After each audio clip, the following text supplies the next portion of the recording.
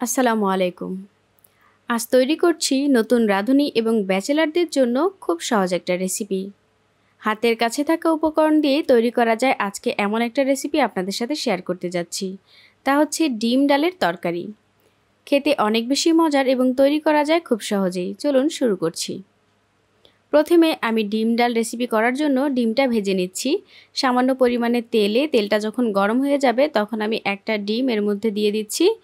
আর উপর থেকে কিছুটা লবণ ছিটিয়ে তারপরে একটু লালচে কালার হয়ে আসা পর্যন্ত উল্টে পাল্টে ভেজে নিচ্ছি। আর আমি যে কয়টা ডিম এই রেসিপিতে ব্যবহার করব বা দেব সে কয়টা ডিমই আমি এখানে ভেজে নেব। তুলে নিচ্ছি ভেজে নেওয়া ডিম। এখন রান্না করার জন্য একটা কড়াইয়ে আমি তেল গরম করে নিয়েছি 3 টেবিল চামচ পরিমাণে। তেলটা যখন গরম হয়ে যাবে তখন দিয়ে দিচ্ছি 1/4 কাপ পরিমাণে পেঁয়াজ কুচি। পেঁয়াজটা হালকা একটু ভেজে নিচ্ছি।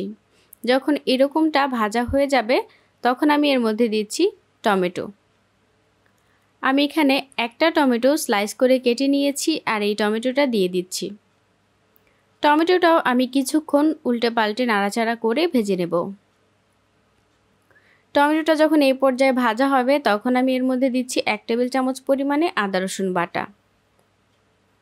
আদা রসুন বাটাটা একটু ভেজে নিচ্ছি নাড়াচাড়া করে।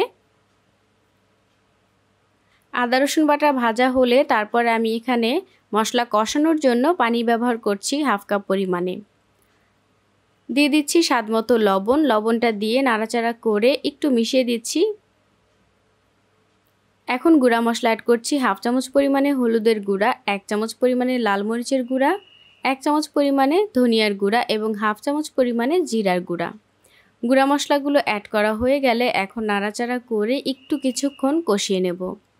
কিছুক্ষণ কষিয়ে নেওয়ার পরে আমি আগে থেকে ভিজিয়ে রাখা মুসুরির ডালটা এখানে দিয়ে দিচ্ছি। আমি এখানে মেজারমেন্ট কাপের 1/2 কাপ পরিমাণে মুসুরির ডাল নিয়েছি। যেহেতু আগের থেকে ভিজিয়ে রেখেছিলাম সেহেতু একটু ফুলে ডাবল হয়ে গেছে। কিছুক্ষণ এভাবে ঢাকনা দিয়ে ঢেকে একটু জাল করে নেব। তো এরই মধ্যে দেখতে পাচ্ছেন মুসুরির ডালটা কিছুটা সেদ্ধ হয়ে গেছে। ভেজে রাখা ডিমগুলো উপর থেকে দিয়ে দিচ্ছি। আর দিচ্ছি ফালি করে রাখা 5-6টি কাঁচামরিচ। আবারও ঢাকনা দিয়ে ঢেকে একটু শুকিয়ে আসা পর্যন্ত অপেক্ষা করে ঢাকনাটা তুলে নিলাম।